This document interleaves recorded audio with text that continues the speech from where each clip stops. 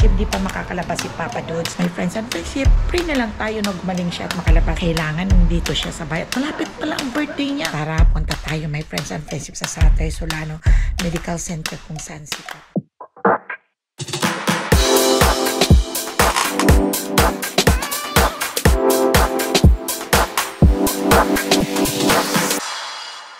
Welcome back to my channel, my friends and friendship. It's Mama Ella. At kagagaling ko lang sa hospital. Si Habi kasi, my friends and friendship, is na-confined siya dahil bumaba ang kanyang heartbeats, ang heart rate niya. Kaya nandoon, so okay siya doon. Kaya nandoon siya, kaya admit siya ng 2 days na ngayon. Kaya ako na lang ngayon, kaya empty itong kama. Ayan. Hindi ako nakakararating ko lang din at nag-grocery din ako. So my friends and friendship, kamusta naman kayong lahat dyan? Kaya tingnan niyo si Mama Ella. Kahit may problema, okay lang. Basta entertain ko kayong lahat sa aking mga vlog. So mag-ingat-ingat lang kayo parati dahil hindi talaga may iwasan ang sakit. At magiging be happy always kahit anong problema, kahit anong stress. Always be happy.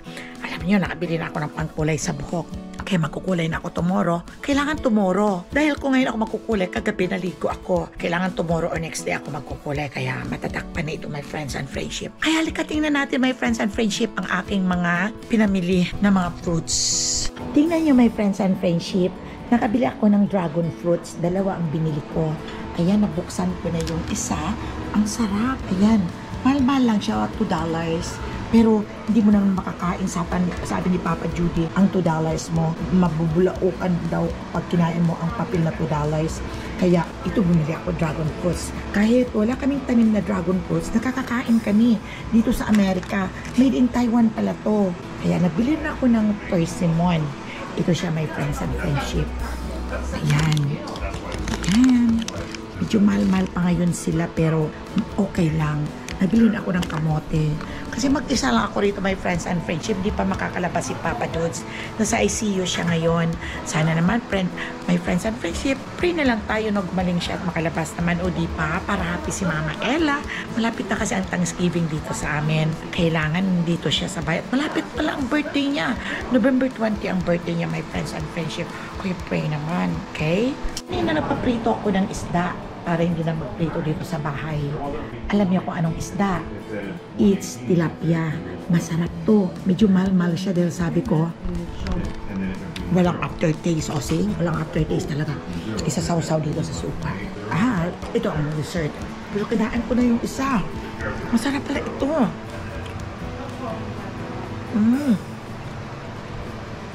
Pero, namimiss ko, my friends and friendship, ang durian. Yung kinain ko noon sa Aklan. Ewan ko, my friends and friendship, kung makauwi pa ako sa sitwasyon ni Papa Judy, palagay ko, hindi, bahala na si God, basta yun lang. At ayan, nung wala kami dito, ang ating son-in-law nagluto ng Sound Chanel ng puro potato. Dahil masarap naman siya. Malasa siya yung potato. Ito lang ang pagkain nila. Pagkain na. Happy na sila dito. Ito naman kay Big Boy. Nakaready na ang kanyang kanin. At ayan ang adobo niya. Nag-adobo siya, may sarili siyang version ng adobo. Dahil ayaw niya maglagay ng maraming salt. Kasi sabi niya, kakagaw, tataas ang cholesterol. Ito na ang adobo ko kagabi, pero mas masarap ito, my friends and friendship. Siyempre naman, Mama Ella Boholano, Mia Kitchen. Kailangan maging masarap, iinitin ko lang yan. At si Zoe na sa school ngayon, itong oatmeal. Hindi ko almusal, my friends and friendship. Kanina paggising ko lang sa umaga na maghatid kami ni Chanel na mami niya sa school at sumakay na ako sa kanila dahil pupunta nga kay Papa Dudes sa hospital. Kaya sumakay ako sa kanila at nagdaan ako ng hospital. Kaya si Zoe na i-drop sa school. Dumaan kami sa store. Ayun, namimili ako ng mga kung ano mga pagkain. Para mag-isa lang kasi ako rito, nakakalungkot. At may mga binili ako, my favorite, my friends and friendship, Jarrell. Here, Jao. Ja. This is my favorite. Ewan ko kung mayroong cheese. Oh, mayroon cheese. So, may friends and friendship ito. Here. Ito. Cheese. Alright. Ito ang favorite kong cheese for my friends and friendship. Ayun. Kasi mag-isa lang ako rito. Kailangan may mapakain-kain ako rito. Pag naiiwan ako mag-isa lang. Ano sabi? Ayan na. At ito na kay Jarrell. Ayan yung pagkain ng adobo. Ito yung persimmon niya, ang dessert niya. Ang sarap naman yan. Wow! So, itabi mo yan, lagay mo sa Tupperware para initin mo lang bukas. Busin mo yan. O, busin mo. Pasok ngayon, wala. Pasok sa United Airlines. So, hanggang dito mo lang muna tayo. Sandali lang, my friends and friendship. At magliligpit ako. Tingnan niyo ang daming kalat. Kailangan ililigpit ko at i-reload ko itong mga gamit na hindi ko pa nailagay doon ang mga plate. Ang sarap. Oh, ang tamis. Matamis siya, oh. Matamis pala. Pangalawang tikim ko pang ito ng dragon fruits. Sa Pilipinas, madami nito, lalo na sa Mindoro, sa Occidental, sa dragon fruits lady. Pinapanood ko kayo. Kaya ayan. My friends and friendship, magbabalat ako ng persimmon. Maraming persimmon ngayon season kasi rito, my friends and friendship, ng persimmon. Marami. Minsan, binibigyan lang ako ng mga kaibigan ng anak ko, binibigay sa akin dahil hindi mahilig kumain ng persimmon. Kaya sa akin nila binibigay, kaya madami ako rito ng persimmon. Pero ngayon pa, bago pa lang kasi nga hinog ang persimmon, yung iba pa hindi pa, hilaw-hilaw pa, kaya wala pa akong natatanggap na bigay na persimmon. Ito nabibili ko lang ito sa store, sa Oriental. So marami sila. So yung mga nauuna kung sa saang lugar nagdadala dyan sa Oriental store. Alam na ninyo, siyempre business yun. Kaya talagang nagde-deliver yung mga yan. Kaya tikman natin. Makama. Yeah. Tanas. Ayan ang food niya. Sarap ng kain niya, oh. Kain tayo mga friends and friendship. Yeah. Oh. Ano na yan? Cottage cheese. My friends and friendship, ininit ko itong adobo ko kagabi. Ito lang ang natira, puno itong tawali. At magkakain na ako para lunch na at makapagligpit ng kusina. Yan, kayo maglalagay. At mayroon pa akong pritong isda doon na binili namin sa I think kukuha ako dito ng aking. Okay. Ito kailangan dito. Hindi ko pa na reload ito. Kailangan alisan dito. Yan. May chicken ito, my friends and friendship, at saka pork. Yung adobo na to.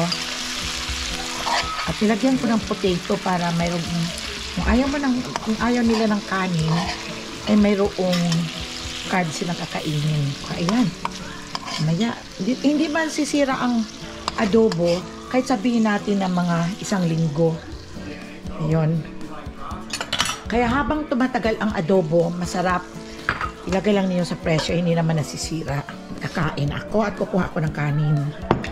Ay, mapasarap na naman ang kain ko nito. Si Papa, humingi ng sabi niya, dalan mo ako rito ng pagkain, hindi pwede sa ICU siya. Doon siya sa ICU, dinala ko siya noong isang araw. Ano ba yun, Pray? Kailan ba yung dinala ko siya? Ang Saturday yata. Pagkakamay ako. Kakamay ako.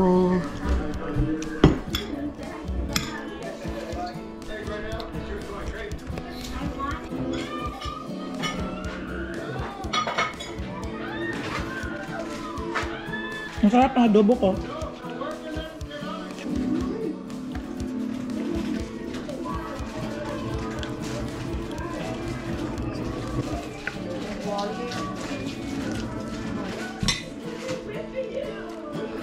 Sarap ng adobo. Hinaluan ko ng baboy, ng pork. Nabusog na ako, my friends and friendship. Mamayang gabi na naman ako nito makakain. Pwede na ako kakain ng kanin mamayang gabi. Luluto na lang ako ng kamote. Ma-microwave ko lang yung kakainin ko lang mamayang gabi. Mag-isa lang ako nga. Kaya kahit ano lang kakainin ko. Si Papa ay doon muna for a while sa hospital. Hanggang maging stable ang kanyang heart rate. Baba kasi ang heart rate niya. Buti nga nadala kaagad namin, hindi siya na cardiac arrest. Dahil mababa talaga ang kanyang heart rate. Kaya noong Saturday, dinala ko na siya sa ER. Pagdating agad sa ER, maraming test. Tapos sabi ko, can you go out tonight? No. Need to put it in the ICU. Ayun, doon siya 2 araw na siya doon sa ICU. Hindi pa muna siya i-release hanggang di mag-stabilize ang kanyang mga lab test. Kasi may friends and friendship na pag dialysis person ka ganon, kailangan i-balance lahat ang mga bagay-bagay sa katawan dahil dinadialysis ka. Mahirap ipaliwanag pero ganon ang asawa ko is dialysis person. Kaya ako ang nagda-dialysis. Kaya sagad na lang ako umaasa kung ano ang mangyayari. Bahala na siya. Diba? Siya lang lahat naman ang nagdidesisyon sa buhay natin kung ano ang dapat para sa atin. At ang buhay lang naman, my friends and friendship, ay unahan. Kaya pag dasal na lang tayo at i-enjoy na lang natin ang buhay because life is too short. O diba, my friends and friendship? Ayan, ano yan? Tingin. White cheddar. Ayan ang pinakain niya. Yung parang buti sa atin. Buti sa Pilipinas yan. Merong, nung maliit pa ako, may mga ganyang kinakain kami na binibili ng mama ko pag mag-market day. Tapos na kaming mag-lunch. What time is it now? Almost 2 o'clock. At pupunta na naman ako ngayon sa hospital. At dadaanan na lang namin si Zoe. Dadalawan ko lang si Papa. Hindi naman kami kasi pwede doon na ako pwedeng magstay ng matagal sa hospital. Bawal doon kasi meron namang mga nurse. Especially na sa ICU siya. Irregular kasi my friends and friendship ang heartbeat niya. Kaya, nandoon siya muna for a while. Yun bang inoobserbahan siya. Okay, so, ayan, nakapaglinis na ako. Nakakapagod din, pero okay lang. Happy naman ako sa mga ginagawa ko. Ayan, nakapaglinis na ako ng aming kusina. Ayan, malinis na siya. Pinangtabi ko na yung mga leftover na mga food. Ayan, ayan na ang aming bahay. Yung parang masarap din sa pakiramdam na malinis. Bukas ay dito din si Cash. Ihatid ang magulang at nagtatrabaho. Nagre-ready na ako, my friends and friendship. Papunta ako sa hospital at ipikatin si Zoe. At dadalhan ko ng t-shirt si Papa Dudes. Wala naman kasing problema dito, my friends and friendship. No need ng bantay ng pasyente sa hospital dito sa Amerika. Wala, hindi uso ang nagbabantay. Kasi nandun ang mga nurse, nandun ang doctor. Kasi ayaw nila, pwede naman ikaw magbantay. Pero iniiwasan nila na hindi makakuha ng sakit na nagbabantay sa loob at hindi rin ikaw makakawa ng sakit ng mga pasyente sa loob. Pero nagmamas pa rin ako pag pumasok doon. Kaya tara, punta tayo, my friends and friendship, sa Sutter Solano Medical Center kung saan si Papa Dudes. Nanggaling kami sa hospital, my friends and friendship, kay Papa Dudes. Pero hindi kami nagstay ng matagal. Ayan yung hospital niya. Yan, dito kami nagpunta. Kasama ang apo, siya ang driver. Kaya dito siya sa 4th floor. Nandyan. At natutulog kasi siya, kaya na-drop ko lang yung gamot na pinakuha sa atin sa bahay. And pabalik na kami, pero dadaan pa daw kami ng Jamba Juice. At pabalik na kami ng Bay Point. Sigurado akong ma-traffic ngayon. 15 minutes later. Ay, dito kami pupunta sa Jamba Juice. What do you want in Jamba Juice, baby? Huh? What do you want in Jamba Juice? I want Waffles. Ayun yung bag of crab. Ayun naman ang Century Theater. Yun ang theater. At dito tayo sa kabila. Umikot tayo. Ayun, doon ang mga body bath. Doon. At doon naman ang Ross. Mayroon ng 5 below. Hot stuff. Wala yun, no? Yeah, that one. Dito ay mura lang dito ang Ross na yan. Makabili kaya ang mga mura ng mga bilihin. Mga signature pa naman yun, my friends and friendship. Dito rin bumibili, my friends and friendship. Ayan ang T-Mobile. Dito rin bumibili ng pamasobi, pero nag-change mind si Mikkel. Ayaw na daw niya ng pamasobi. Si Zoe, gusto lang daw niya is waffle, right? You just only want waffle. Yeah. Okay. Oh, excited. That's Miss Bell. Oh, yeah? Here, may I see the waffle? I see. It's always waffle. Ito lang ang gusto niya. Yun lang. Okay.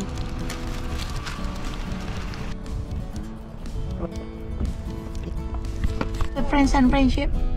There you go. So, pabalik na kami. Tingnan nyo, mayroon pa ako dito. Ito kasi kailangan mag-ano ka sa security guard. Visitor kapag nagpunta ka ng hospital. Kaya alisin ko na yan. Dito lang muna. Kaya pabalik na kami, my friends and friendship. It's time check is already 4:02. Did you change the hour? Not yet. Oh, 4. Oh, yeah. It's already 4:02. Bango-bango naman ang waffles mong yan. Busin mo, ha? Wala pasok tomorrow, my friends and friendship sila, Zoe. What is tomorrow, Zoe? What is holiday tomorrow? It is Memorial Day? Tomorrow? What's the name of the holiday? No school daw. I don't know. Columbus Day or Memorial Day? Hindi ko alam dito ang mga holiday nila. Sa pag walang pasok, yun na yun. So we can give peace. Oh, give si ate. Nabanguhan si ate kasi smells good. Humingi rin si ate na sa kapatid niya at mabango kasi ang waffle. Tana kami ng Bay Point. Siguradong ma-traffic at this time.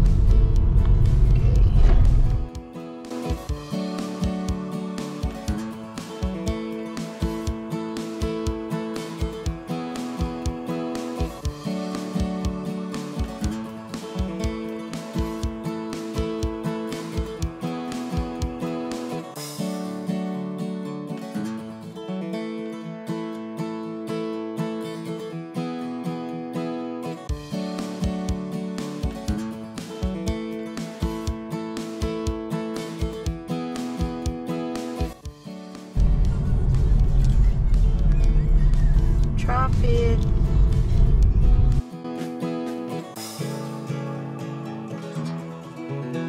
Five minutes later. Nandito na kami. Dumating na kami, my friends and friendship. Ay, nakasakit ang puwet ko naman sa kakaupo. Kasi traffic. Ayan, si Zoe. I change your clothes na. Come on. Okay, yes. Are you eating? Oo, okay. Napagod ako. Luto muna tayo, my friends and friendship, ng sinigang dahil malamig at walang sabaw. Gusto ni Apo na may sinigang. Paborito niya kasi ang sinigang. May mga ulam pa kami natitira. May mga isda pa kaming prito. Pero gusto nila yung sabaw. Kaya yun, magluluto muna ako ng sinigang. Sisigang lang tayo. Sigang ng pork. Kaunti lang, hindi ko dinadamihan. Dahil kung ano na naman ang makita nilang ulam, bibili ang mga yun at hindi naman makakain ang mga naunang luto. Wala nga akong talong, nakalimutan kong magbili at saka kamatis, pero hindi ako masyadong naghahalo ng kamatis sa sinigang dahil madaling mapanis pag may kamatis. Mabuti pag ganito lang, igisa mo lang sa sibuyas at saka sa luya, ay okay na siya kahit ilang araw. Basta huwag lang siyang pabayaan sa labas, ilagay lang sa fries. Mabango na. Ihalo ko na itong pork na may taba. Gustong gusto kasi ito, my friends and friendship, ng apo ko. Yung sinigang.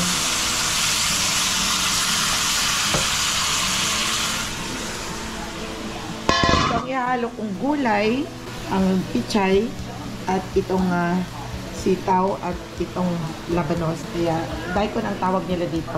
Ganito. Ayun, wala akong talong. Pero okay lang. Basta masarap ang lasa.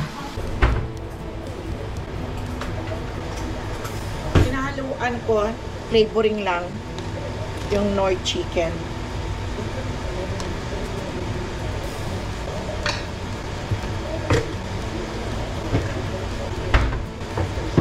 Sabi ko kanina, iinom ako ng kape at giniginawa ko, pero nakalimutan ko. Nakainit pa naman ako ng tubig sa mamaya. Ilalabas ko pa yung mga aso ni Jarrell, wala kasi siya. Ito, kumukuluan na siya. Napalambot lang. Malambot na siya, pero gusto ko yung malambot na malambot. Ihalo ko na itong bacon, yung yung rabanos. Para maging lambot. Ihalo ko na ito, my friends and friendship. Yung sitaw, yung katulad sa Pilipinas na sitaw. Pero alam niyo, mahal-mahal ito dito. Bali $5 na ang kanyang pound. Kaya kahit kaunti kumuha ako para may ihalo dito. At ganito lang naman, my friends and friendship, ang aking hinahalo para mag-asim. Hindi ko na in-advertise, kasi napakita ko lang sa inyo. Kailangan ang hinahalo ko para maasim. Masarap pa sa sinigang. Maasim siya. Takpan ko muna at ako ay nagagaling ko lang doon sa mga dog. Nagpalabas ako sa labas at malamig na kasi. Dati pinapalabas ko ng 7:30. Ayun, madilim na. 5:35 pero ang dilim-dilim na sa labas. Kaya nilabas ko na sila patapos na. Wala kasi si Jarrell, yung anak kong lalaki na nagtatrabaho sa United Airlines. Nagtrabaho siya. Kaya ako ang napapalabas ng dogs niyang dalawa. Ang babait naman ng mga asong yun. Okay. Pag ako nagsisigang, hindi maaring hinaluan ko ng kaunting sugar para hindi ganong maasim na maasim. Kung bang may lasa, nagkamatch ang kanilang lasa, ang kanyang lasa ng sinigang.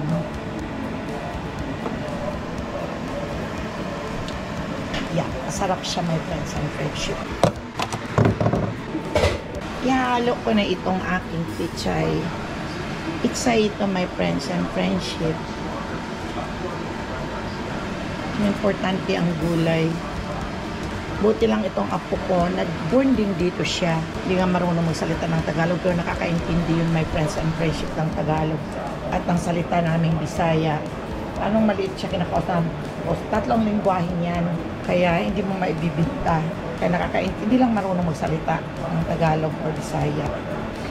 Mali. Naintindihan lang niya. Sa college na siya, nag-aaral siya ng nursing. Nalagyan ko siya ng sinigang na sili. Sinigang yan. Ayan, naggulay na siya. Isang kulo lang, tama na. Tama na siguro ang templada. Yeah, masarap na siya, my friends and friendship. Kaya, inoff ko na at pwede na itong kainin. Tatakpan ko ng konti para medyo malalanta yung gulay. Yun lang naman, my friends and friendship. Simple lang naman ang mga luto-luto ang ginagawa ko. Pero magluluto ako itong sa birthday ni Cass sa 18. Sa Saturday yun, ibablog ko rin sa inyo ang birthday niya. So hanggang sa muling pagkikita natin ito sa YouTube, my friends and friendship. So, don't forget to subscribe my channel. It's Mama Ella Boholano. And don't forget to share, like, and you can comment down below the box. So you end the vlog, my friends and friendship. Okay, here. Don't forget to like and subscribe and comment down below the box.